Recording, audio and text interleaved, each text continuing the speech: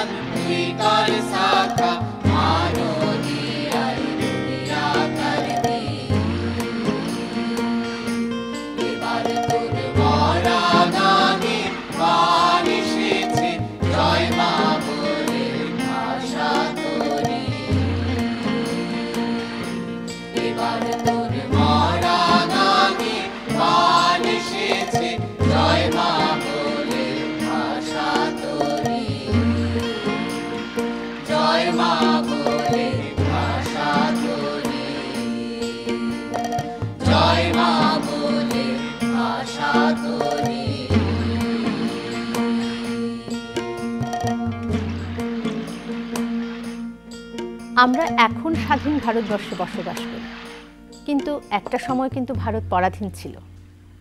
ভারতবর্ষের বীর সন্তানেরা দেশমাতাকে উদ্ধার করার জন্য, স্বাধীন করার জন্য আত্মবলিদান দিতে বিন্দুমাত্র দ্বিধাবোধ করেননি। তারা কিন্তু জানতেন যে স্বাধীন ভারতবর্ষের বাতাসে তারা হয়তো নিঃশ্বাস নিতে পারবেন না, কিন্তু তবু তারা এই কাজে এগিয়ে গিয়েছিলেন যাতে পরবর্তী প্রজন্ম স্বাধীন ভারতবর্ষের স্বাদ উপলব্ধি করতে পারে।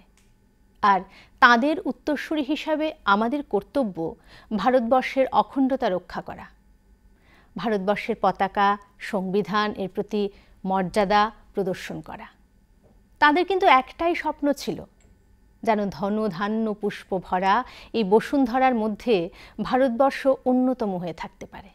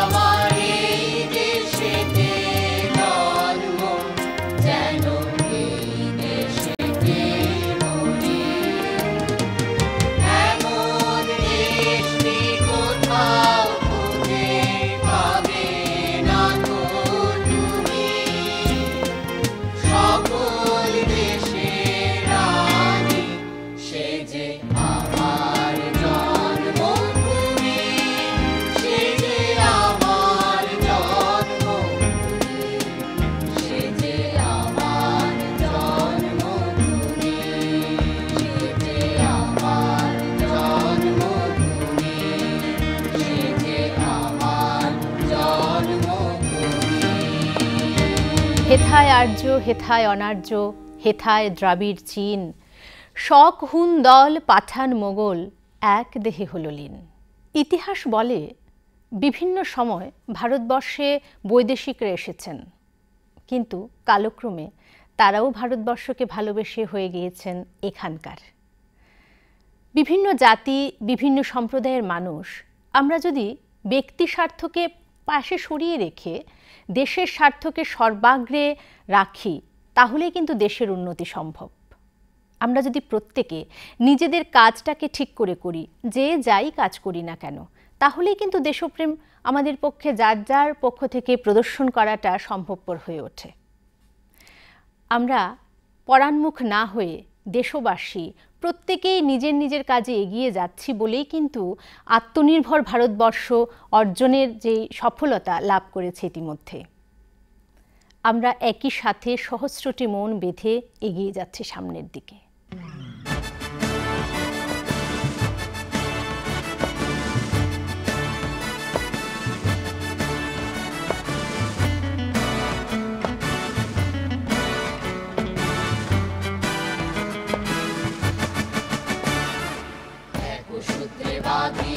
সহস্রটি মন, এক কার্যে সপিয়াছি সহস্র জীবন। বন্দে মাতরম, বন্দে মাতরম, এক সূত্রে বাঁধিয়াছি সহস্রটি মন, এক কার্যে সপিয়াছি সহস্র জীবন। বন্দে মাতরম, বন্দে মাতরম, এক সূত্রে বাঁধিয়াছি সহস্র জীবন।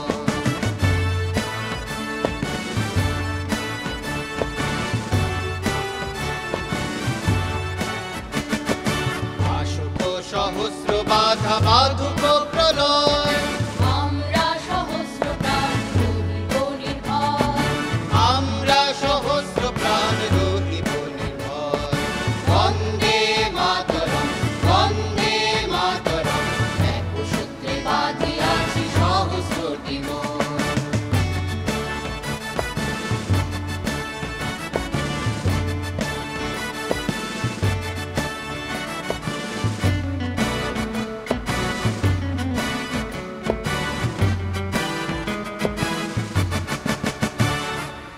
আমরা ডরাইব না ছোটিকা ঝঞ্ঝায়, অচ্যুত তরঙ্গ পক্ষে সহিব হেলায়। আমরা ডরাইব না ঝটিকা ঝঞ্ঝায়, অযুত তরঙ্গ বক্ষে সহিব হেলায়। টুটে তো টুটুক এই নশ্বর জীবন, টুটে তো টুটুক এই নশ্বর জীবন। তবু না ছিড়িবে কটুকে দৃঢ় বন্ধন, তবু না ছিড়িবে কটুকে দৃঢ় বন্ধন। বন্দে মাতরম, বন্দে মাতরম, এক সূত্রে বাঁধিয়াছি সহস্র জীবন, এক কার্যে সপিয়াছি সহস্র জীবন। বন্দে মাতরম, বন্দে মাতরম, এক সূত্রে বাঁধিয়াছি সহস্র জীবন। সংস্কৃতির স্বর্গভূমি ভারতবর্ষ।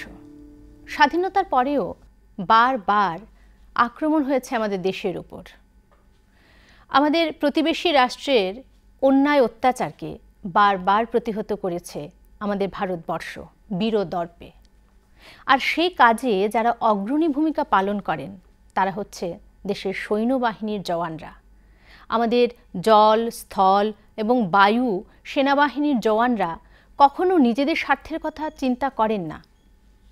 একইভাবে আমাদের দেশের আভ্যন্তরীণ শান্তি শৃঙ্খলা রক্ষার কাজে কর্তব্যরত পুলিশ যারা আছেন তারা সদা ব্যস্ত থাকেন, নিয়ত থাকেন। তাদের প্রত্যেককে আমাদের অভিনন্দন এবং কৃতজ্ঞতা জানাই। তাদের এই বলিদান, এই আত্মত্যাগ আমরা কখনোই ভুলব না।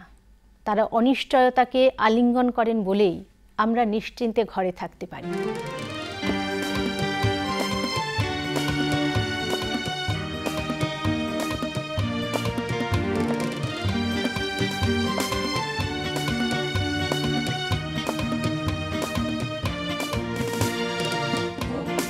মন্দির সোপান তলে কত প্রাণ হলো বলিদান।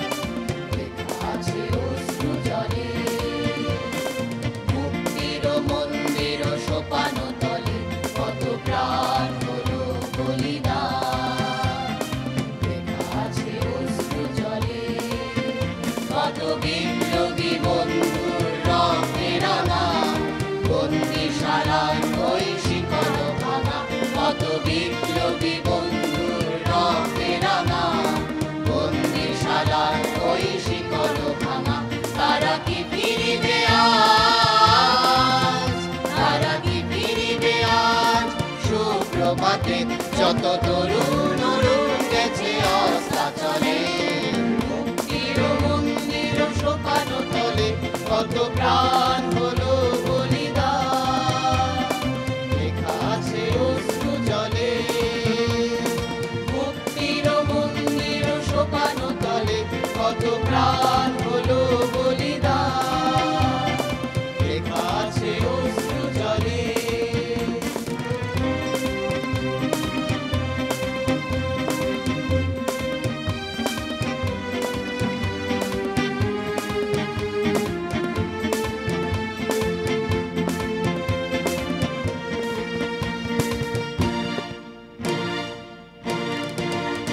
যারা স্বর্গগত তারা এখনো জানে স্বর্গের চেয়ে প্রিয় জন্মভূমি। এসো স্বদেশ ব্রতের মহাদিন আলোকে, সেই মৃত্যুঞ্জয়ীদের চরণ চুমি। যারা স্বর্গগত তারা এখনো জানে স্বর্গের চেয়ে প্রিয় জন্মভূমি। এসো স্বদেশ ব্রতের মহাদিন আলোকে, সেই মৃত্যুঞ্জয়ীদের চরণ চুমি। যারা জীর্ণ জাতির বুকে জাগালো আশা, মৌন মলিন মুখে ফোটালো ভাষা। যারা জীর্ণ জাতির বুকে জাগালো আশা, মৌন মলিন মুখে ফোটালো ভাষা। আজি রক্ত কমলে গাথা, আজি রক্ত কমলে গাথা মাল্য খানি। বিজয় লক্ষ্মী দেবে তাদেরই গলে, মুক্তির মন্দির সোপানো তলে কত প্রাণ হলো বলিদান, লেখা আছে অশ্রু জলে। মুক্তির মন্দির সোপানো তলে কত প্রাণ হলো বলিদান, লেখা আছে অশ্রু জলে। মাটি তো আগুনের মতো হবেই যদি তুমি ফসল ফলাতে না জানো। যদি তুমি বৃষ্টি আনার মন্ত্র ভুলে যাও, তাহলে তোমার স্বদেশ মরুভূমি। যে মানুষ গান গাইতে জানে না, যখন প্রলয় আসে সে বোবা ও অন্ধ হয়ে যায়। আমরা সৌভ্রাতৃত্ব এবং সম্প্রীতির গান কখনো ভুলব না। এই দুটো গানের মাধ্যমেই আমরা আমাদের দেশকে উৎপাদনশীল করে রাখতে পারব। উৎপাদনশীল শুধুমাত্র শস্য ক্ষেত্রে নয়, বিজ্ঞান, প্রযুক্তি, অর্থনীতি, ক্রীড়া, সব দিকে। আর এই কাজে যাদের অগ্রণী ভূমিকা নেওয়া দরকার তারা হচ্ছে দেশের তরুণ প্রজন্ম। তারাই তো আমাদের ভারতবর্ষের ভবিষ্যৎ নির্ণায়ক।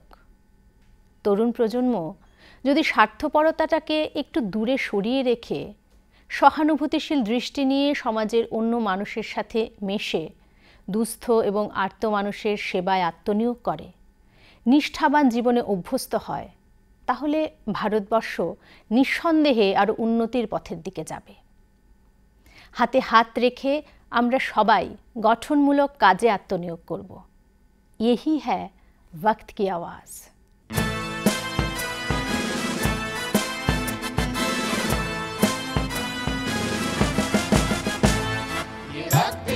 आवाज है मिलके चलो, ये जिंदगी का राज है मिलके चलो।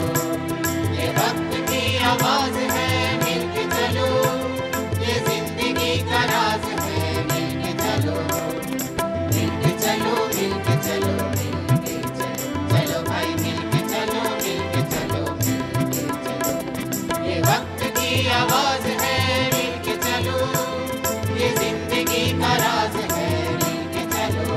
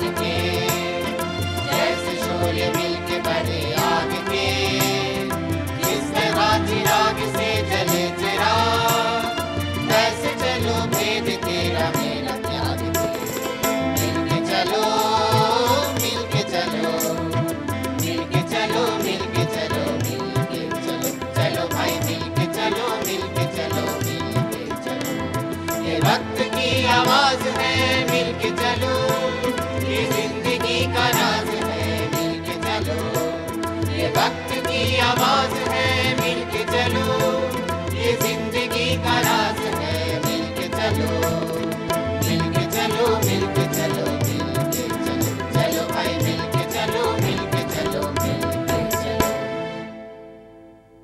যে ভারতবর্ষ আমাদের মাতৃস্নেহে আঁচলে জড়িয়ে রেখেছেন, তার প্রতি আমরা দায়বদ্ধ থাকব, তার কৃষ্টি সংস্কৃতি ঐতিহ্য বজায় রাখব, এই হোক আমাদের সংকল্প। আর যদি কখনো বিন্দুমাত্র সংশয় আমাদের মনে জাগে, তাহলে নিজেদের পুনরুজ্জীবিত করতে বলবো, হেমর চিত্ত পুণ্যতীর্থে জাগরে ধীরে, এই ভারতের মহামানবের সাগর। সবাই খুব ভালো থাকবেন।